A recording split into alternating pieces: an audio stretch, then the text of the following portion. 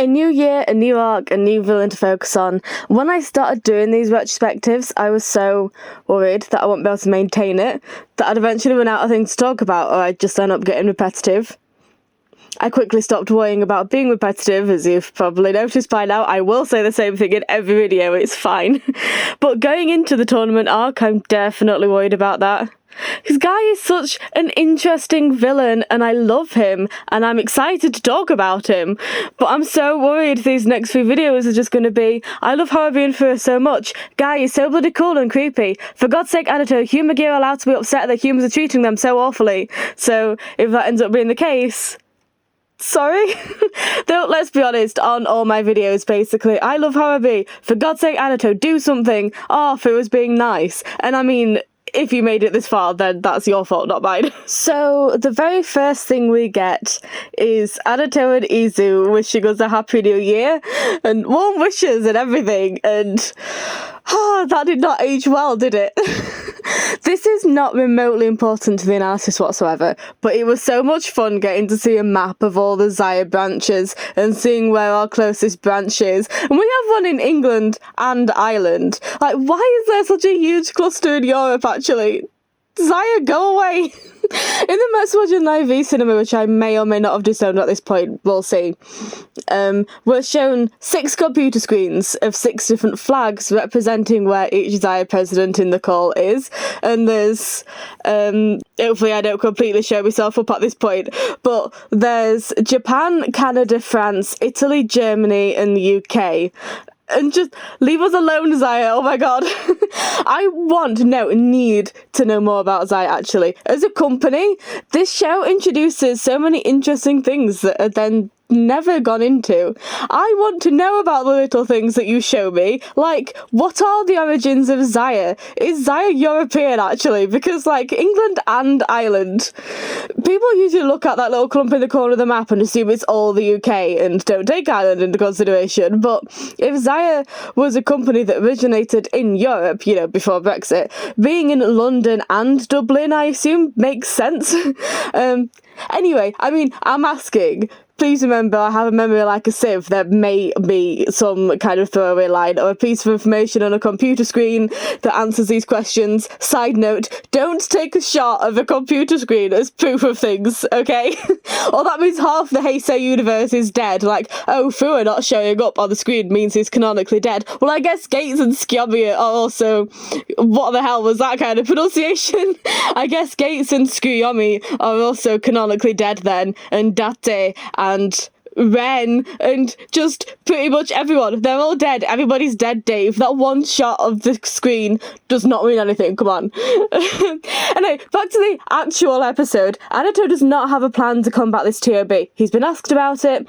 He has no idea. He's just been decorating the office with Izu and is now messing around, and to be a bit repetitive, it would have been interesting if this was displayed as Adato purposefully procrastinating because he doesn't know what to do and doesn't want to face that and have it treated as a character flaw. But instead, look, I know it's supposed to be fun, but the less Adato does, the more tense I get, and the more I just think, for God's sake, will you take something seriously for once in your life? Fine if he wants to have fun and then explain what the plan is. It's the first episode of the new year. I think letting everyone have fun in the beginning is nice, but the fact that he doesn't even have a plan is just, at least try to figure something out. Like, people, real people, living people who you claim to be family are in danger. Guy actively said he'll just flat out commit genocide against human gear if he gets the company. Why aren't you more worried? I know this is a New Year episode, that's why I'm going lenient on him, but just be worried about human gear, Adato. I understand that in the context that this is a TV show that aired, we'd had a 2-week break and then it came back for the new year, and it's welcoming the new year, and it's meant to be just a really nice quick fourth wall break where Adato and Izu talk to us, the audience, before you realise they're actually talking to Fukuzari, Shesta and Sanzo. But it's just the seriousness of the situation, and again, from a storytelling point of view, it's nice to break up the serious heavy stuff with more light-hearted moments, But they could have done this and had this nice welcome back, Happy New Year, have a good one moment, and then just shown that Adato is in fact procrastinating because he's in over his head and he doesn't know what to do and he's freaking out and and I know it doesn't matter, and I know I'm straying away from my rule of not talking about it as writing, but I'm upset, okay?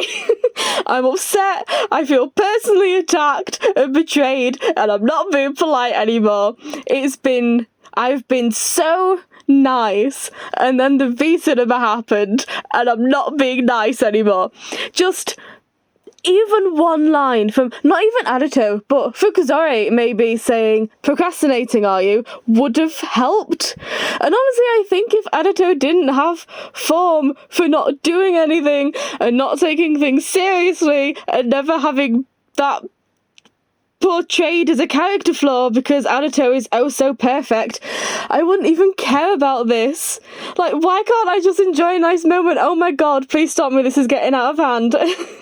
I suppose what I'm trying to say is this entire scene would have felt fine had there just been one additional line about Adato procrastinating. We still could have had effectively Fumiya and Noah wishing us a happy new year. I'm not being a mardass and trying to say I wish the scene was cut or whatever.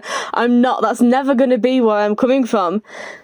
But a lot of my criticisms about this show are little things, so the entire thing wouldn't have felt so off if there had just been one extra element to it. That seems to always be my issue, that there's just this one tiny little element missing, like one line. That's usually all I want, just one extra line, and the scene would have felt entirely different. Okay, I'm done now. I'm not saying Adato isn't allowed to have fun moments, light-hearted moments, and comic relief is good. The only reason I view these moments like this in a negative light is because he doesn't take things seriously when he's supposed to. Okay, now I'm done. I think. Stop me. Anyway, Guy's face when he watches back his own ZAIA spec advert. The ego on this guy.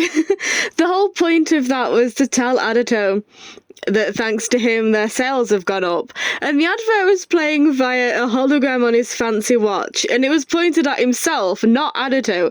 Adato would have been seeing it mirrored, so he wasn't showing it to Adato, he was watching it himself in front of Adato, and I love him.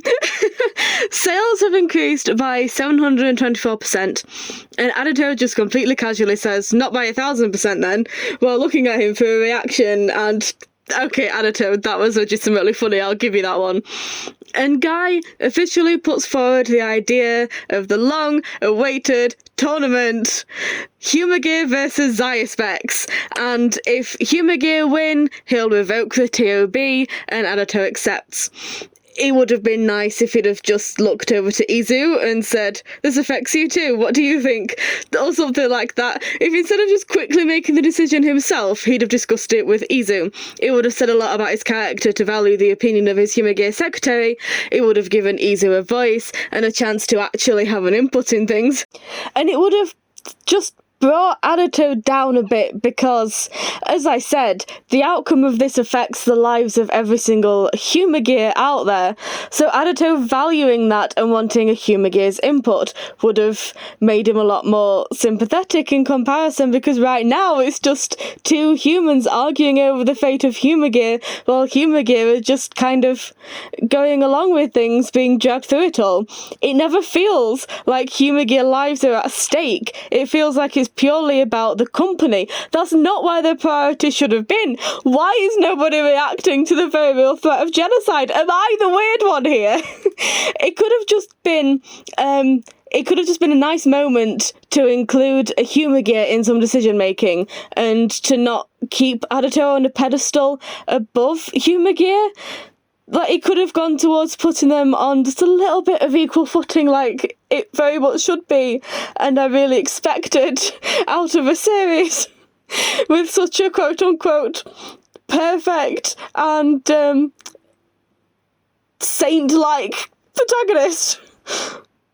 So the first profession in this tournament is Ikebana, a very specific type of flower arranging. I mean, seriously, look up images. It is gorgeous. There are lots of specific rules about it. It's a lot more than just arranging flowers so they look nice. It is honestly incredible. And to find our champion, we go to a garden centre, and oh my god, I miss going to garden centres. We meet Ichirin Sakuyo, a florist humagir, and this is where I go full lesbian because I can't. She's too gorgeous. Even her voice. I just want to live my best cottagecore life with her. I want to bake together in our vintage kitchen with fruit we grew ourselves and little polka dot aprons with fluffy bits around the edges. And she'll be adorably oblivious with a little bit of butter on her nose. I really like her. She, give me a second. She gently puts her hand under a flower that's just about to bloom and says, "Gambare." And how can one person be so precious? She's so precious, which in all honesty makes her storyline so cool. I think she might have one of my favourite side character humagir progressions. I'm totally not biased. Adato then sort of bends down to watch her with his hands on his legs and says, "Such an affectionate humagir." And I'm aware that this could very well be just a me issue, but I get so many bad vibes from that. I mean, as a child, I had to grow up very quickly, and I really didn't get to have a childhood. I never got to do typical childhood things, so I ended up being perceived as more mature for my age, which resulted in a lot of adults treating me really patronisingly. Like, "Oh, look at the child trying to be an adult, so cute," and I just felt so humiliated all the time. And Adato bending down and going, "Such an affectionate humagir," reminds me of people like that. It feels so patronising. Although I do like the way he crouches down to her level to directly speak to her rather than talking down to her and asks for a favour, even though she's a humagir and she's not exactly going to have much of a choice. It's still genuinely very nice of him to ask, and considering it a favour, that's a decent thing to do. Although him crouching down with the way that he's speaking to her does still feel patronising. I mean, with all things considered, it still feels like he's talking to a child. I'm sorry, I know I'm hard on Adato. I'm so hard on Adato because he's supposed to be perfect, but he isn't. So I have to be hard on him, I wouldn't keep picking out faults if he was portrayed as a regular human with faults. And then Sakuyo tilts her head all adorably, and I can't help me.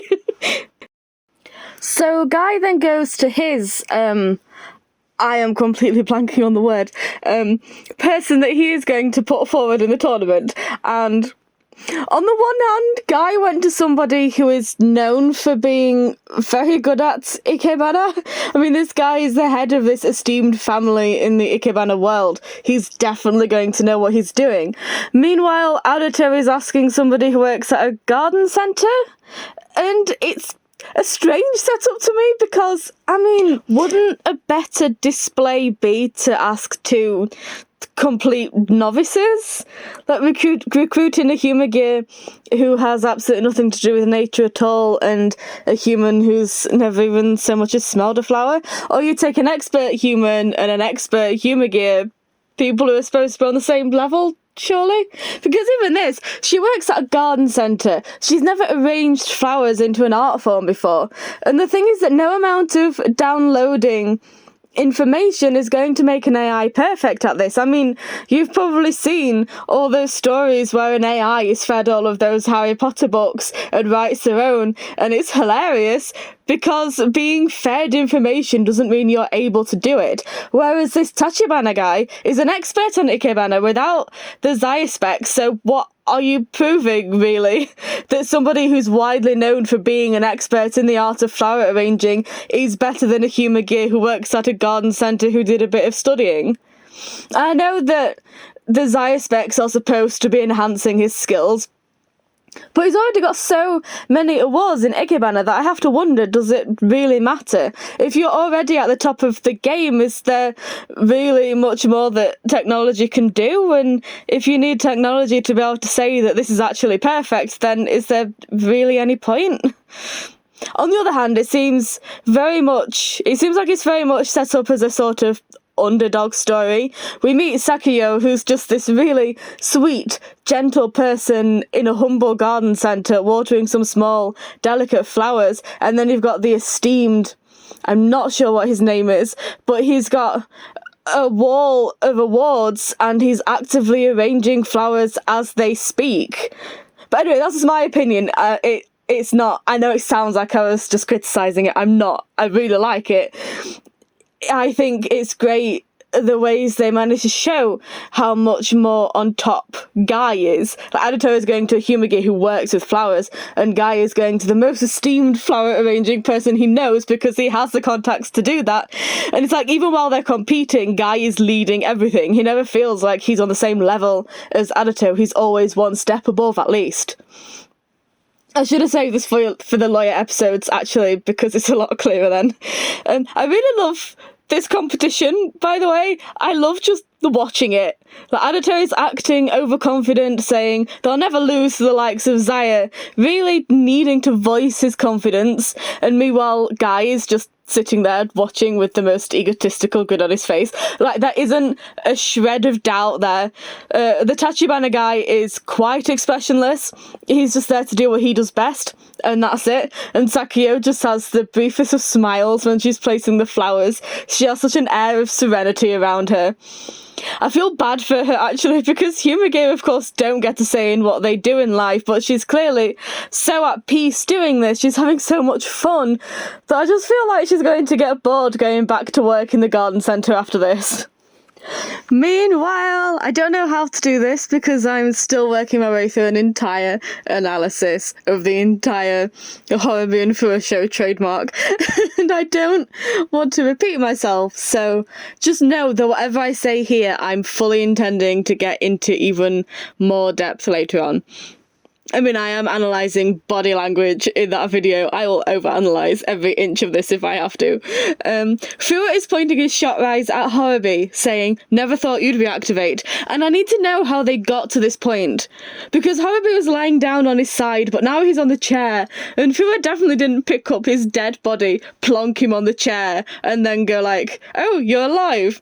And HOROBI reactivated on his own, didn't he? Like, wasn't he alone when he opened his eyes and they flashed blue? So FUWA came back, saw that HOROBI was alive and awake, grabbed the chair, lifted HOROBI into it, and then grabbed his shot riser and pointed it at him and started interrogating him, because FUWA is a decent person and doesn't want to interrogate someone who looks so vulnerable. FUWA, I swear, is the only main human in this show that actually treats humans and Humage equally, actually. And treating people equally doesn't necessarily mean treating them nicely.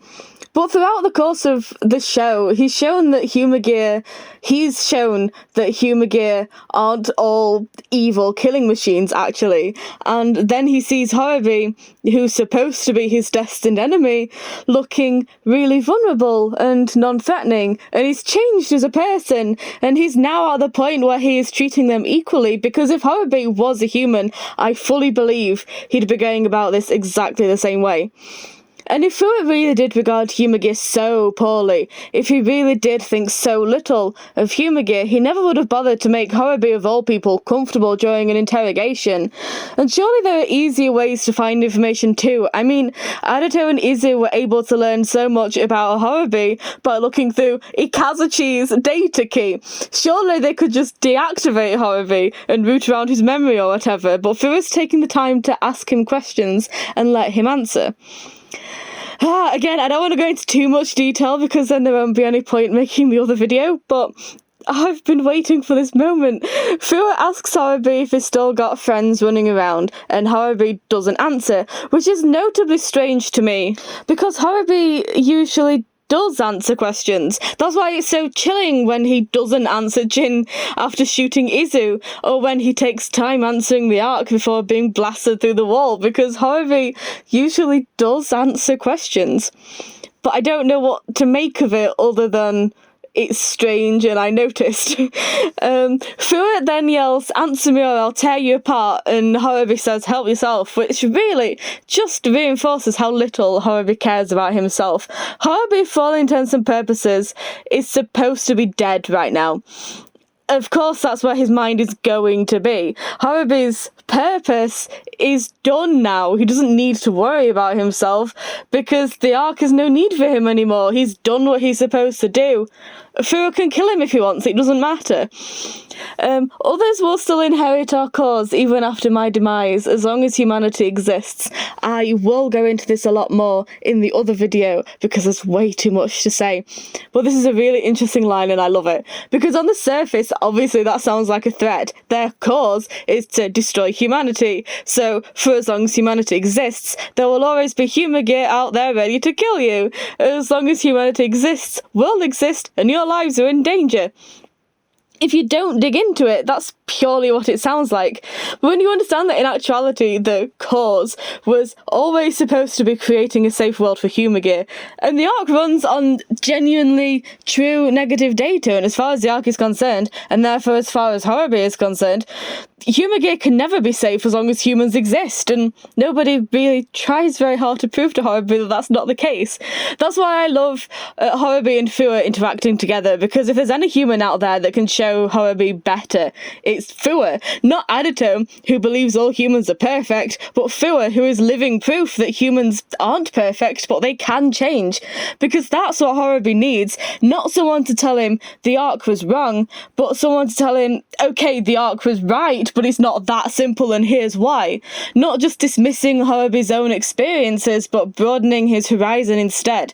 HOROBI up until now has only been shown that the arc is right. He has no proof to the contrary. And it's true. It doesn't matter how many nice humans there might be. Humanity as a whole, the system the way that it is threatening to human gear.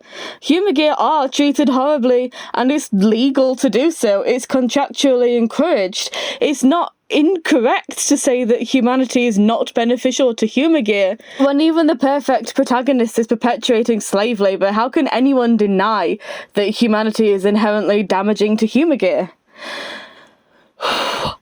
I'm going to be annoying and leave this here because there's a whole entire video on the way about this. I know, I'm sorry. So now we're judging, and one of the judges says, "Just as expected from the Tachibana family." And that's exactly what I mean. I feel like there needs to be some kind of a control group here. Like, take away the ZAIA specs, and he could have done exactly the same thing as far as we know. There's no indication that the ZAIA spec technology helped here. Just that Tachibana Entero, I found his name, is very good at what he does. Wouldn't a better indication be to have them both make an arrangement and then give Tachibana the ZAIA specs and let Sakuyo download Ikebana data and then make another arrangement and judge the improvement? I know I'm thinking way too hard about this, and I promise this isn't a criticism. I do actually really like that it doesn't really make that much sense. It absolutely is not fair at all. It's less about the technology and more about Guy's ability to convince people to do things for him. When Tachibana is heralded the winner, he won, not the ZAIA specs. If this is a technology contest, then in actuality Sakuyo should have won because she was able to arrange something beautiful with absolutely no experience, whereas Tachibana had that ability with or without the specs. Also, hearing the judges say, "Just as expected from the Tachibana family," and "not bad for a robot," makes me feel like maybe they should have been judged blind. Like, obviously they explain that one branch disrupts the flow of the rest of it, and that's true regardless of who did it. The way that these arrangements were presented to the judges Tachibana should have won. But I do wish the judges didn't know. It feels like they were going into this with preconceived ideas. I'm most certainly not saying it should have been written this way. It's just more commentary on how biased and unfair this whole thing really was. And as I said, I do like that that was the case. I quite like that it wasn't a fair fight. Although if it had been just blind, they do talk about the boldness of Tachibana's, so I do wish they'd have commented on Sakyo's before then talking about a branch. Like, I just really wish we'd have gotten that insight, especially since she then talks about how Ikebana is supposed to be a reflection of a person's heart, so it feels like a bit of a cop-out that Sakyo's didn't get commented on. But anyway, there is a branch out of place, and it's because Tachibana gave Sakyo some advice and told her to put it there. And Sakyo was trusting and believed him, because even though this is a competition, Humagir aren't supposed to question humans. Sakyo would have no reason to believe Tachibana would actively mislead her. So she just thanked him and went along with it. And she's pissed off about it, which, good for her. Of course she is. He lied to her. And I really loved her having a go at him for it. Because Sakyo is this kind, sweet, gentle Humagir who talks to flowers. She's such an affectionate Humagir. But now she's pissed off and she's making her feelings known. She is a Humagir with a rounded personality. She's a person with feelings who reacts to those feelings. And I feel like that's so much more meaningful coming from someone who is ordinarily quite calm and sweet. She wasn't an outspoken, loud, aggressive person having a go. Even naturally calm people can get mad, and she should be allowed to. She says that if Ikebana is a reflection of someone's heart, then Tachibana's is repulsive and unsightly, and I mean, she's really going for it. She starts to say more, but he pushes her to the ground, which is a bit of an overreaction. You cheated, she's mad, she's insulting you. I mean, you're in the wrong here, but by all means, yell at her, tell her to shut up, whatever, but pushing her to the ground. If anyone here needs to learn how to handle negative emotions better, it's him. He assaulted her and she reacted. You can't assault people for insulting you. And then to his credit, Adato does then have a go at Ichibana, telling him not to get violent, to which he says she instigated it by insulting him, which piss off. And then Adato just runs out of things to say. Sakyo gets hacked, and I feel like this whole system should have meant more than it feels like it does, honestly. The arc wirelessly hacking Humagir who are being mistreated by humans should mean that this is a legitimate problem, but it still doesn't feel like it's treated as seriously as it should be. It still feels like it's being put on Humagir to not be hacked, not on humans to not abuse Humagir, but that's just where we are. So anyway, then Adato fights her and says, "Sakyo, open your eyes," as if that'll stop someone from being hacked. Guy makes his henshin debut and he's so happy about it. He's so thrilled to be here. He is terrifying. Okay, Guy is legitimately terrifying. I love him. He's so unsettling. And I will leave this here. I don't think I've rambled as much this time. It's not as long as they have been, I don't think. I need to ease my way back in.